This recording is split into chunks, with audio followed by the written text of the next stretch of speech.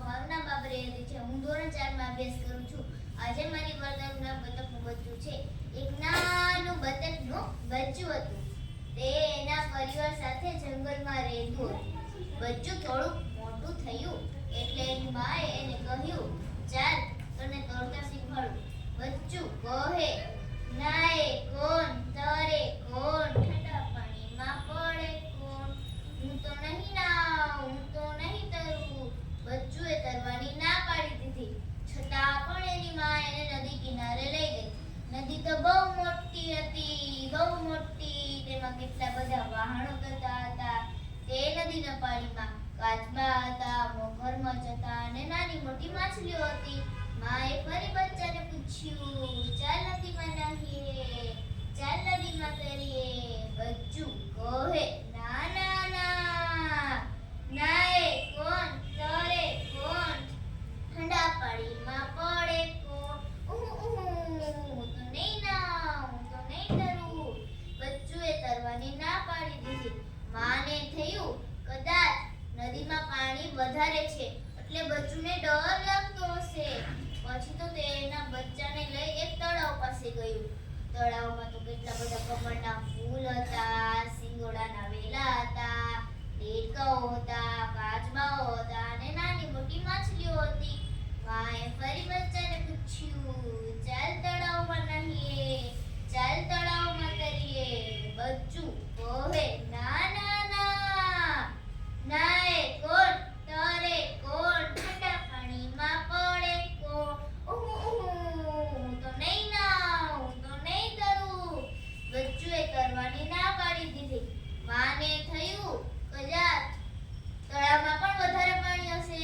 પછી તો તે એના બચ્ચાને લઈ એક ખાબોચિયા પાસે ગઈ. ખાબોચિયું તો સાવ નાનું હતું.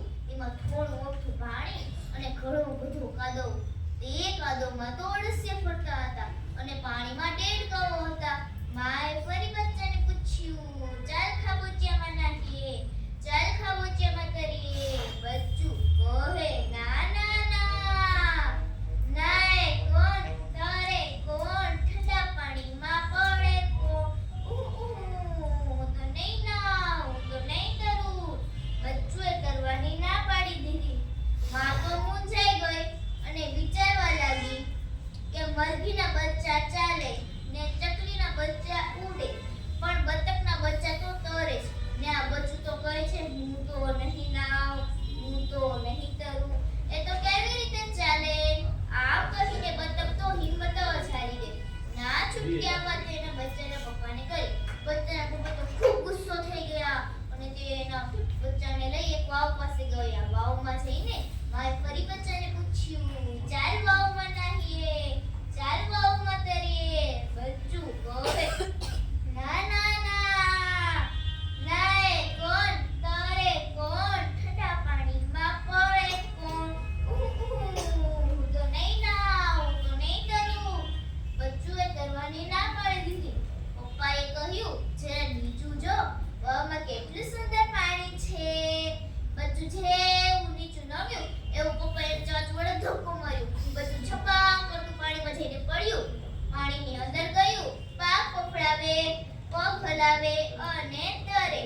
બચ્ચુને તરતા આવડી ગયું અને એ તો ગાવા લાગ્યું, નાહવાની મજા, તરવાની મજા, ઠંડા ઠંડા પાણીમાં પડવાની મજા.